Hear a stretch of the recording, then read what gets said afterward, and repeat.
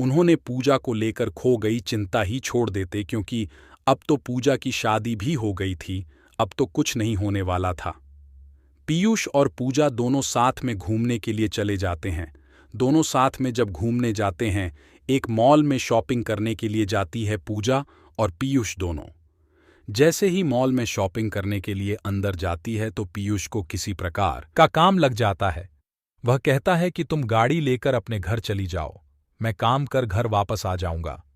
जैसे ही गाड़ी लेकर पूजा घर आ रही थी तो गाड़ी में ही फिर उसका मोबाइल छोड़ गया था। उसके मोबाइल में एक लड़की का फोन आ रहा था, जिसका फोटो भी उसके कॉलर आईडी पर लगा हुआ था। वह लड़की तो नहीं ज्यादा सुंदर थी, फोन पर फोटो लगा हुआ था। यह देखकर पूजा को गुस्सा आ गया और उसने सोचा कि यह कौन लड़की है जो मेरे पति को फोन करती है। पूजा गुस्से से फोन उठाती है, वैसे ही फोन उठता है। उधर से आवाज आती है, जानू तुम कहाँ हो? लग रहा है मुझे छोड़कर कहीं चले गए हो या तुम्हें कोई दूसरी मिल गई है। अब तो तुम मुझे फोन भी नहीं करते हो। ये देखकर पूजा को बहुत ज्यादा गुस्सा आ जाता है, फोन काट देती है। जैसे ही पूजा फोन करती है वह बहुत ज्यादा गुस्से में होती है। वह गाड़ी इधर उधर और बहुत ही स्पीड में चलाने लगती है। गाड़ी स्पीड में चलाने के क्रम में उसके सामने एक बहुत बड़ी गाड़ी आती है और पूजा गाड़ी को कंट्रोल नहीं कर पाती है और उस गाड़ी में जाकर टक्कर मार देती है। पूजा जैसे ही गाड़ी को टक्कर मार दी है वह बेहोश हो जाती है। अब तो पूजा की बहुत ज्यादा हालत खराब हो गई थी। उसके दिमाग से बहुत ज्यादा खून निकल रहा था, मतलब उसके सर में चोट लगी थी। जैसे ही ये जानकारी पूजा के घर वालों तथा जिगर को मिलती है, वह तुरंत ही दौड़े दौड़े शहर जाकर अपनी पूजा को उठाकर हॉस्पिटल लेकर आता है।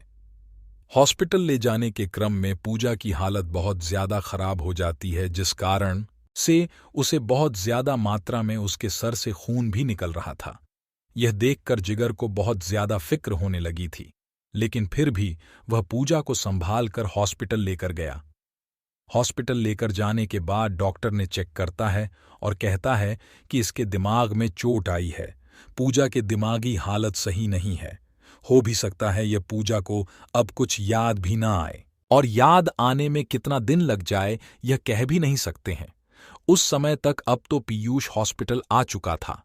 डॉक्टर की यह बातें सुनकर पीयूष कहता है कि अगर इसे याददाश्त नहीं आएगी तो मैं इससे नहीं रखूंगा। अगर इसकी स्वास्थ्य सही नहीं रहेगी तो यह मेरे कौन सा काम आएगी। इससे बेहतर होगा कि मैं कोई दूसरी शादी कर लूंगा।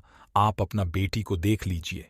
यह बात पीयूष कहता है पूजा के माता पिता से, लेकिन पूजा के माता पिता भी इन सभी बातों को नहीं बोलना चाहते थे, नहीं सुनना चाहते थे, क्योंकि उसकी बेटी की तबीयत बहुत ज्यादा खराब थी। वह जल्द से जल्द चाहते थे कि उसकी बेटी पूजा पहले सही हो जाए, उसके बाद जो होगा देखा जाएगा। इतना कहते पीयूष वहां से चला जाता है और कहता है कि अगर इसकी तबीयत और इसकी दिमागी हालत पूरी तरह से सही हो जाए तो मुझे बता देना। और साथ में पीयूष यह भी कहता है कि पूजा के दिमागी हालत सही नहीं हो रही होगी तो मुझे मत बताना, मैं दूसरी दोबारा शादी कर लूंगा। यह सब सुनकर पूजा मन ही मन रो रही थी, लेकिन जिगर उसे दिलासा दिलाया था कि सब कुछ सही हो जाएगा, तुम बस सही हो जाओ।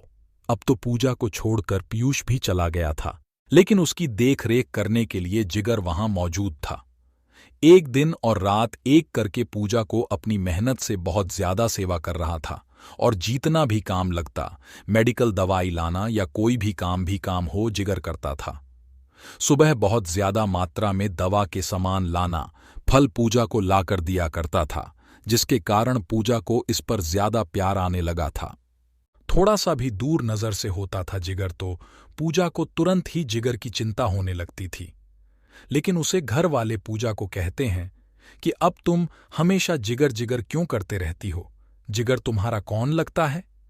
जिगर थोड़ा सा भी दिखता या कोई काम से अपने घर जाता था तो पूजा हमेशा जिगर को आवाज देने का प्रयास करती रहती थी। पूजा को जब भी किसी चीज की जरूरत पड़ती थी तो वह हमेशा से ही जिगर से मांगा करती थी। एक दिन जब पूजा अपने माता पिता से कहती है कि जिगर कहाँ है, बोली हमें उसे बात करनी है, तो पूजा के माता पिता कहते हैं कि जिगर की शादी होने वाली है, जिगर भी अपने लिए लड़की देखने के लिए बाहर गया हुआ है।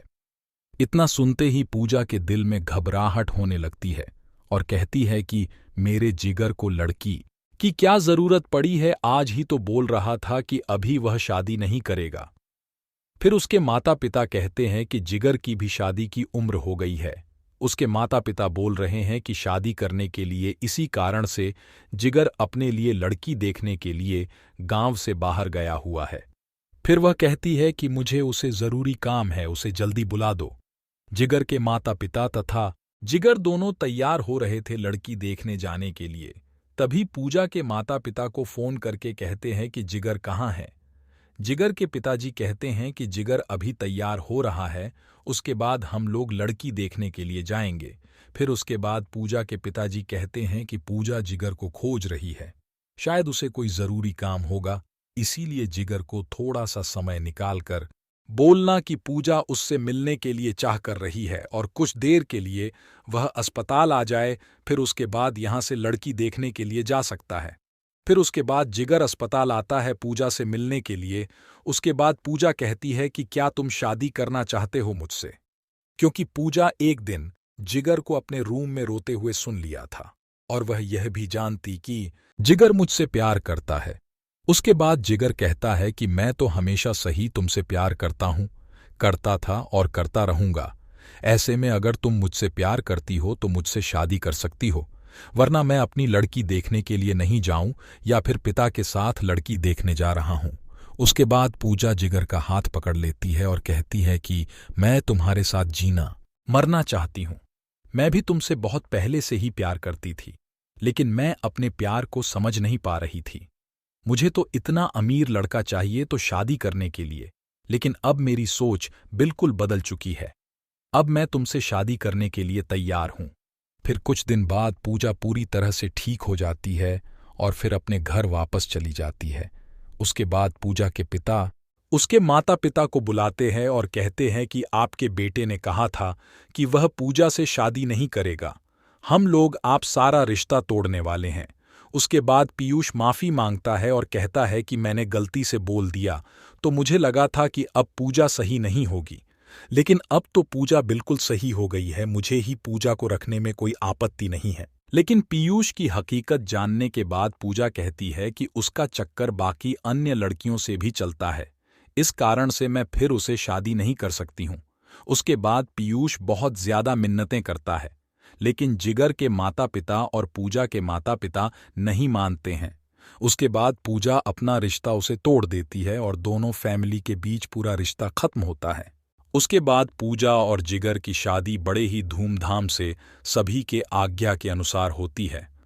शादी के दिन पूजा और है जिगर बहुत ज्यादा खुश थे। पूजा को क्या मालूम चल गया था कि पैसा कुछ भी नहीं होता है, अगर जिंदगी में प्यार नहीं है तो कुछ भी नहीं, क्योंकि पैसा तो कमाया जा सकता है, लेकिन एक अच्छा इंसान जो प्यार करने वाला होता है वह कभी नहीं मिल सकता है।